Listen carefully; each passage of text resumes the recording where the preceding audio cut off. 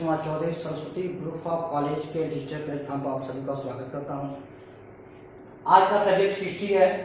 BA first year का second paper है जो नए सिलेबस पर आधारित है। और आज हम लोग पढ़ेंगे सामंतवाद को, यानी 15वीं जो 16वीं शताब्दी था उसमें सामंतवाद का उदय कैसे हुआ, और इसके अंतर्गत हम लोग जानेंगे कि सामंतवाद होता क्या है। लेकिन यूरोप के इतिहास में सामंतवाद के पतन का जो प्रमुख कारण था हम लोग उसको भी जानेंगे कि सामंतवाद के पतन का जो सबसे प्रमुख कारण था वो क्या था। देखिए सामंतवाद था क्या। देखिए जो सामंतवाद था वह एक प्रकार से भूमि वितरण प्रणाली पर आधारित एक सामाजिक एवं राजनीतिक व्यवस्था थी, जिसके आधार पर शासन व्यवस्था को चलाया जा रहा था। यानी सामाजिक एवं राजनीतिक या दोनों जो व्यवस्थाएं थी, इन व्यवस्थाओं के आधार पर ही शासन व्यवस्था को चलाने का काम किया जा रहा था। और जो सामंत होते थे वे राजा के अधीन होते थे, लेकिन इस व्यवस्था के अंतर्गत जो भी समाज के लोग थे एक कई वर्गों में बटे हुए थे। और जो ये लोग थे ये लोग आपस में पारस्परिक संबंध स्थापित किए हुए थे। और इसके अंतर्गत जो कमजोर वर्ग के लोग होते थे वे शक्तिशाली वर्ग के लोगों की सेवा करते थे, और इसके बदले जो भी शक्तिशाली वर्ग के लोग होते थे वे सभी सामंतों की रक्षा करते थे। और इसी शासन व्यवस्था पर आधारित सामंती शासन व्यवस्था थी। लेकिन 15वीं 16वीं शताब्दी में जो इनका पतन हुआ, उसके पतन के जो सबसे प्रमुख कारण थे वे कौन कौन से थे इसको हम जानेंगे।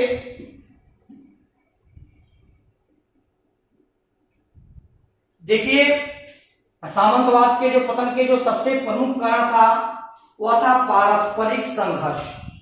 यानी जो सामंत होते थे ये अपनी शक्ति में वृद्धि करने का प्रयास कर रहे थे। यानी उनकी सोच यह थी कि हमारी शासन व्यवस्था अच्छी तरह से चले और हमारा प्रभाव ज्यादा बढ़े, और अपना प्रभाव स्थापित करने के उद्देश्य से ये सभी लोग आपस में संघर्ष कर रहे थे। और इस संघर्ष का परिणाम यह निकला कि धीरे धीरे इनका पतन हो गया, और संपूर्ण यूरोप में जितने सामंत होते थे ये सभी आपस में संघर्ष करके इनका पतन हो गया। देखिए जो दूसरा जो प्रमुख कारण था वह था व्यापारिक उन्नति। जो 15वीं 16वीं जो शताब्दी था, इस शताब्दी में व्यापारिक संघ की स्थापना होती है। किसकी स्थापना होती है? व्यापारिक संघ की स्थापना होती है। देखिए इसके पहले जो भी कृषक होते थे, किसान होते थे, केवल खेती पर ही डिपेंड होते थे। लेकिन 15वीं 16वीं शताब्दी में ऐसे व्यापारिक प्रतिष्ठानों का निर्माण हुआ, ऐसे व्यापारिक संघ की स्थापना हुआ, जिसके कारण से व्यक्ति अब कृषि तक ही निर्भर नहीं रहने लगा। यानी यह था कि अगर हम व्यापार नहीं करेंगे तो हमारा विकास नहीं हो सकता है। और सभी लोग धीरे धीरे व्यापार करने लगे, और इस कारण से कृषि करने वालों की संख्या धीरे धीरे कम होने लगी।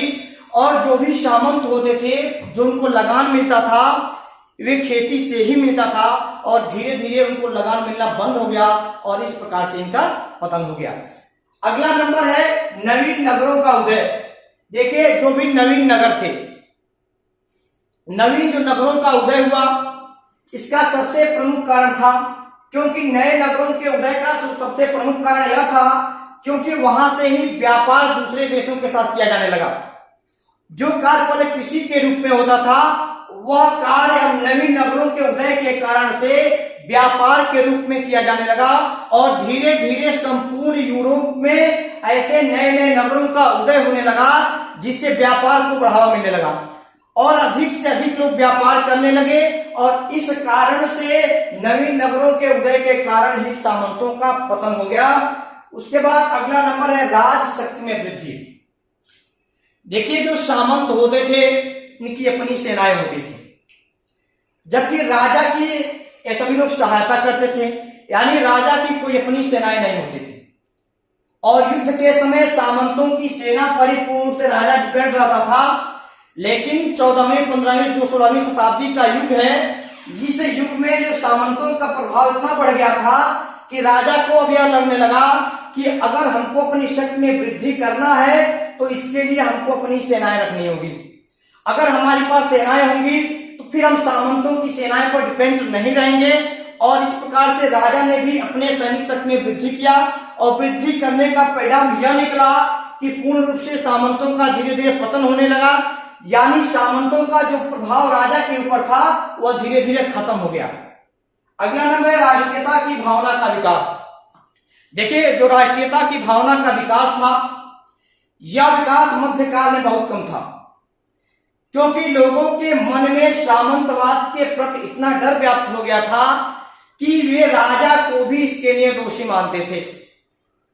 लेकिन अब यह होने लगा कि राजा की शक्ति बढ़ने का प्रभाव यह हुआ कि लोगों के मन में राष्ट्रीयता की भावना का विकास होने लगा। यानी लोगों ने भी यह सोचा कि राजा ही हमारे लिए सर्वोपरि है, जबकि सामंत हैं वे पूर्ण रूप से शोषण करने के लिए बने हुए हैं।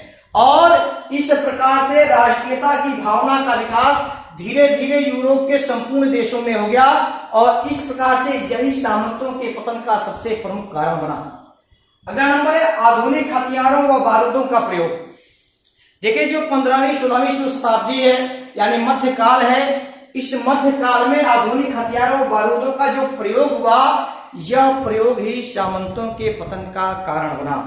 क्योंकि जो सामंत होते थे वे ऐसे किलों का निर्माण किए हुए थे जिन पर विजय प्राप्त करना संभव नहीं था, लेकिन बारूदों का प्रयोग होने से ऐसे किलों को ध्वस्त कर दिया गया जिसका निर्माण सामंतों ने किया था।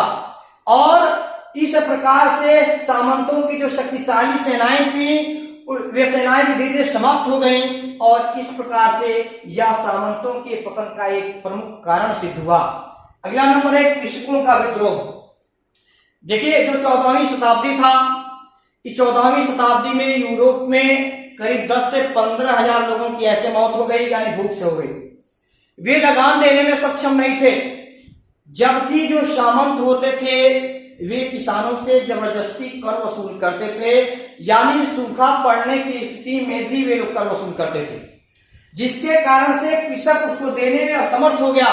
लेकिन एक ऐसा समय आता है कि किसानों को विद्रोह के अतिरिक्त अन्य कोई विकल्प नहीं बचता है और इस प्रकार से जो यह कृषकों का विद्रोह हुआ, देखिए यह जो विद्रोह हुआ था इसको काली घटना के नाम से भी जानते हैं हम लोग, क्योंकि काली घटना इसलिए घटित हुआ था क्योंकि उस समय इतना भीषण अकाल पड़ा था और उस अकाल के दौर में भी अपनी आवश्यकताओं की पूर्ति के लिए सामंतों ने किसानों के ऊपर जबरदस्ती दबाव बनाया था और उस दबाव को वहन करने के लिए कृषकों को विद्रोह के अतिरिक्त अन्य कोई विकल्प नहीं बचा था।